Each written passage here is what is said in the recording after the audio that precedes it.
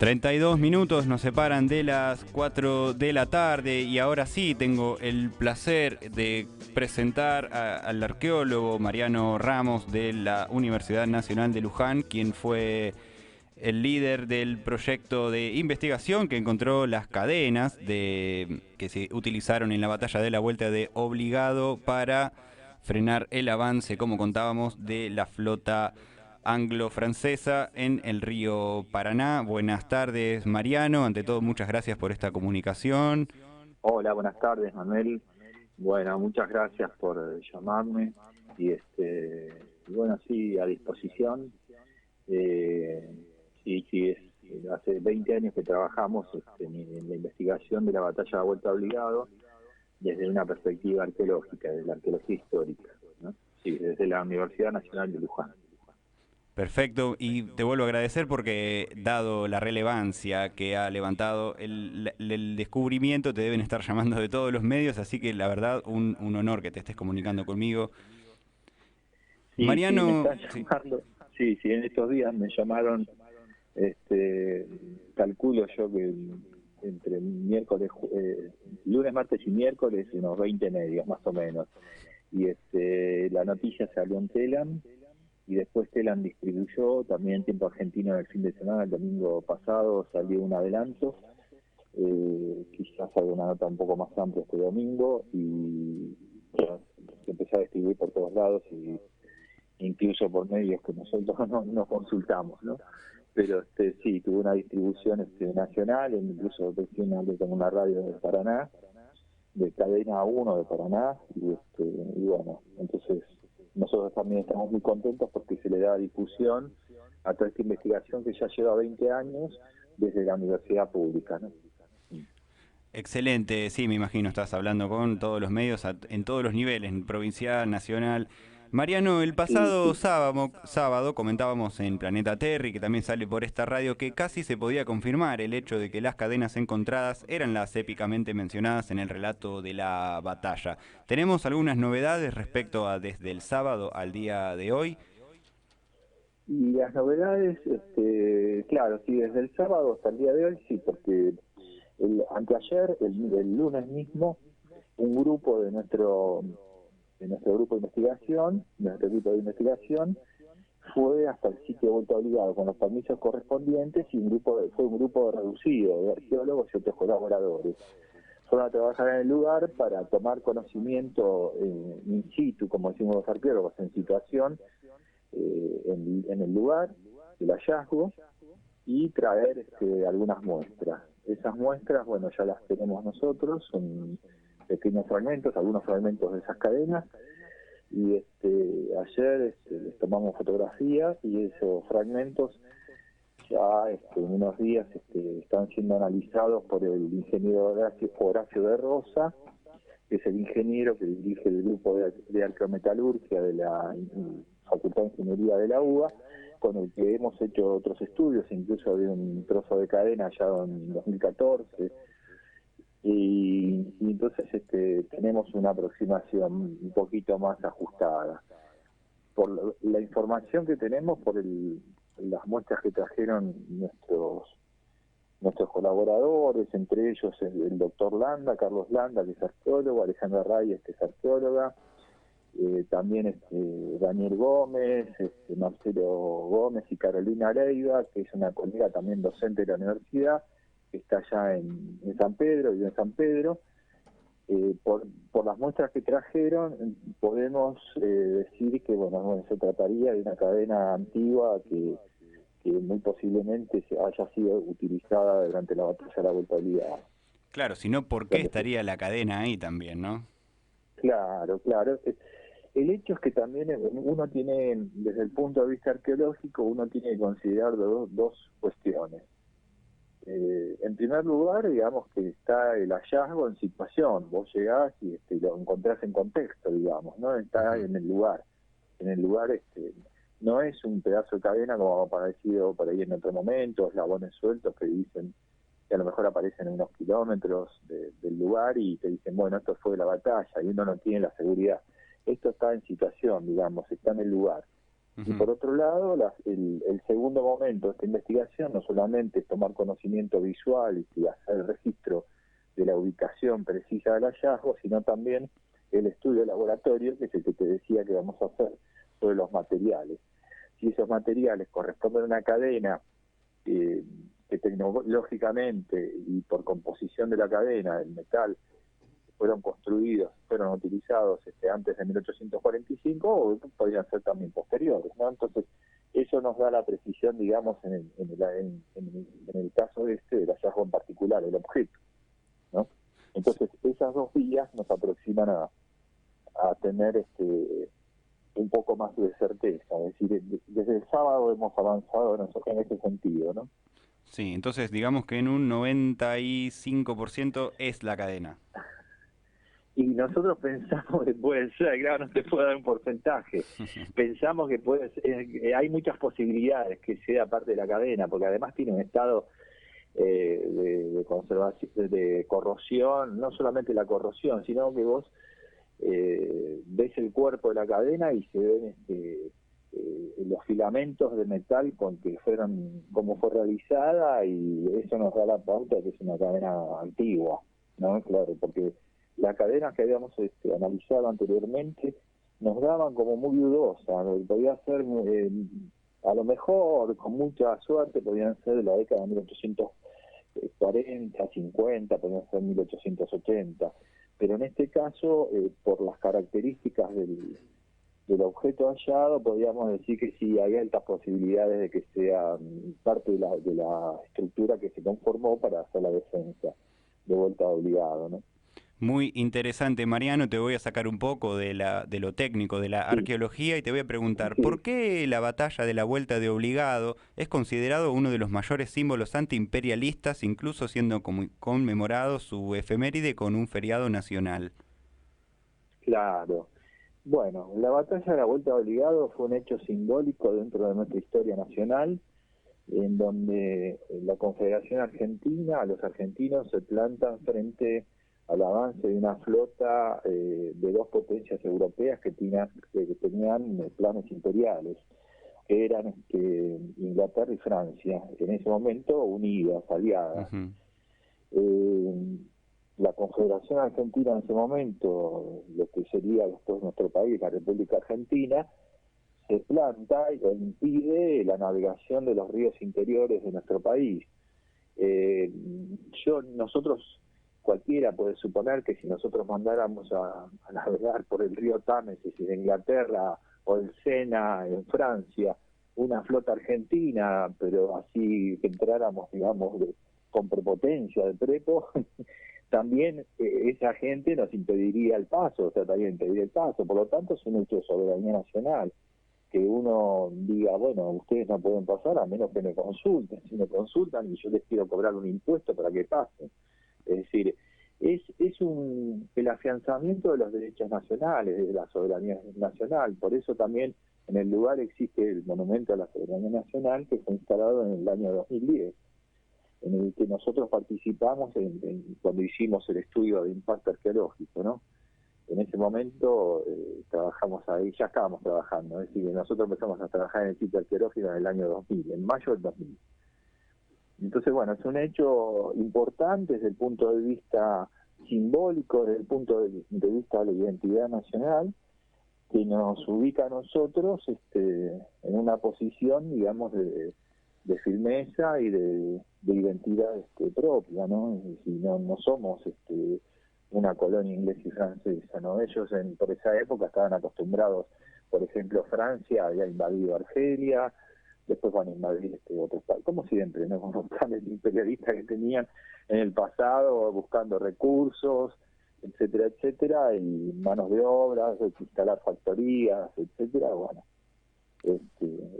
Eso no se ha olvidado, digamos, Sí, ha cambiado no, de perdóname. imperio, digamos, en la actualidad, ¿no? Sí, es muy Sí, particular la diferencia que se puede hacer entre cómo cuentan los ingleses la historia puertas adentro y cómo se cuenta la historia de Inglaterra para afuera, que es una cosa que tiene un contraste bastante alto.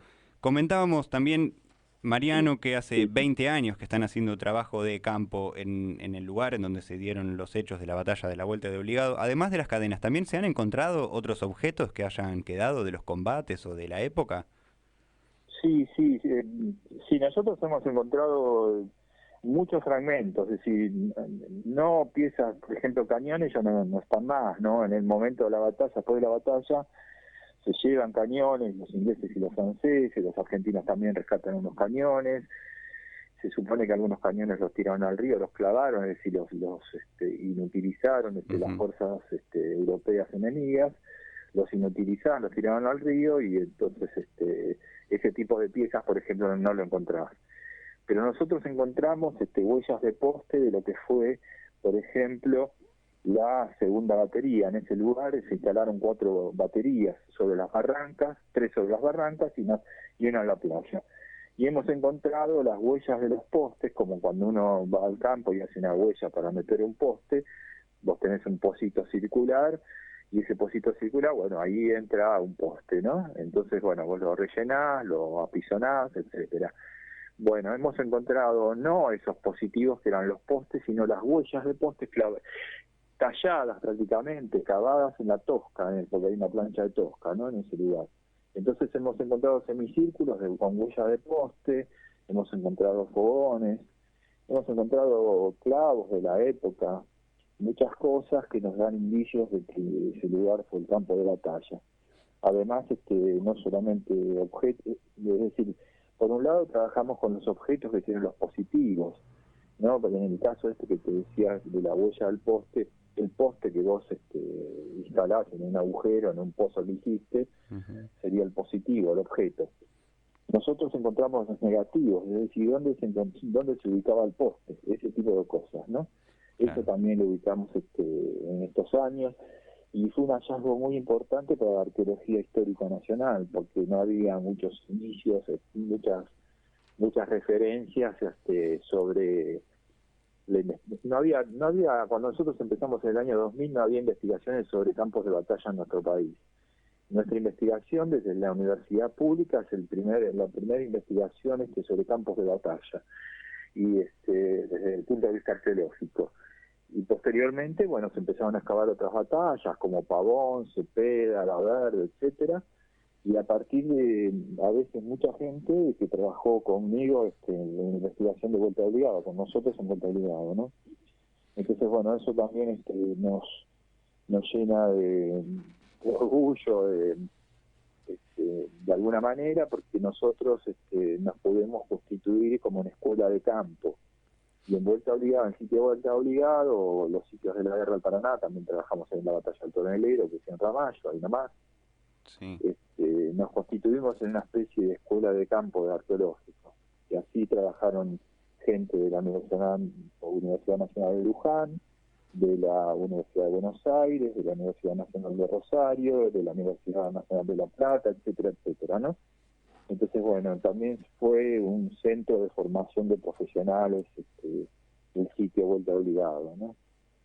Perfecto. Mariano Ramos, arqueólogo e investigador de la Universidad de Luján. Última pregunta que te hago. ¿Dónde o Sí. cuándo podremos acceder los ciudadanos a los resultados finales o incluso acercarnos a observar los objetos o de qué manera se va a encarar la difusión de la investigación cuando empiece a haber resultados más concretos? Sí, nosotros tenemos 2 vías, digamos. Una son, suponete, las notas periodísticas, son las entrevistas, pero otra son los trabajos publicados. Por ejemplo, si ponen en internet batalla a la vuelta obligado, investigación arqueológica o Ujú. alguno de los nombres nuestros, entonces aparece mucha información y trabajos publicados.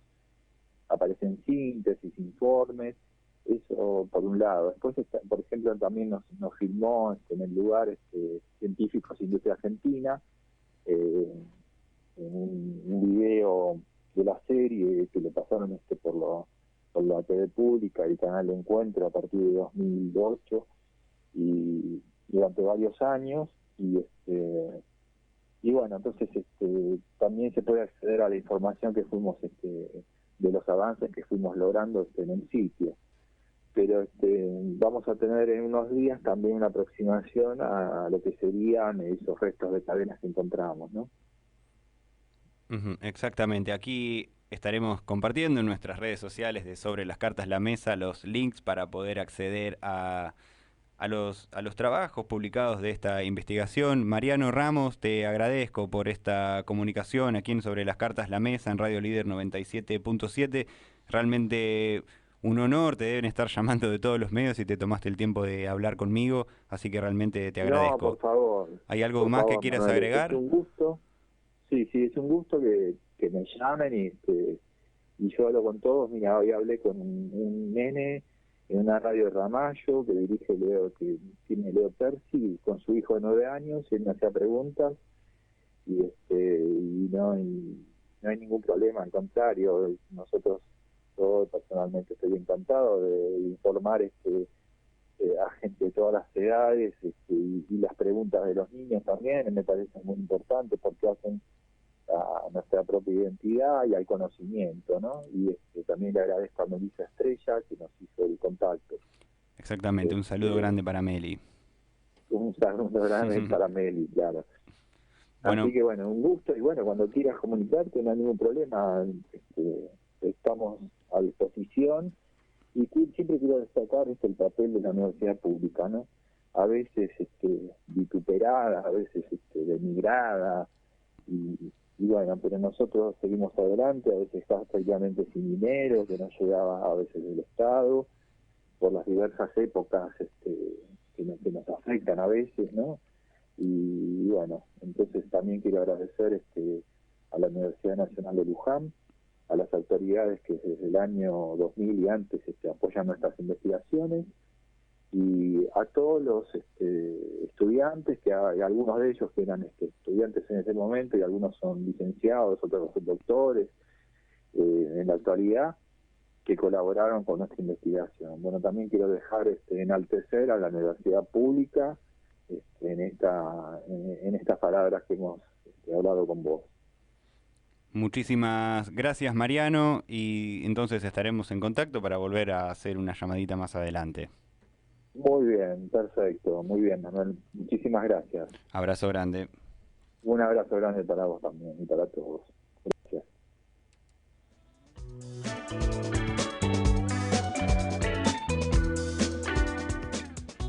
Hablamos con Mariano Ramos, arqueólogo y director del programa de investigación arqueológica que está realizando la Universidad Nacional de Luján hace más de 20 años en las zonas linderas, a donde se dio el combate de la Vuelta de Obligado, en el cual la resistencia argentina, comandada por el general Lucio Mansilla, logró hacer tiempo y esperar que llegue el regimiento del general brigadier Juan Manuel de Rosas para evitar la conquista o...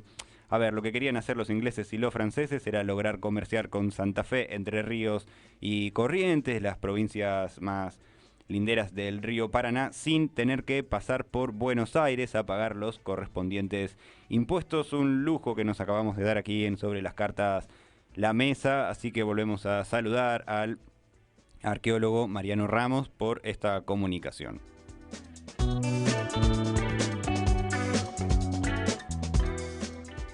Van a poder escuchar esta entrevista completa, todo el programa completo y todos los recortes más importantes que suceden aquí en este programa, que es Sobre las Cartas la Mesa.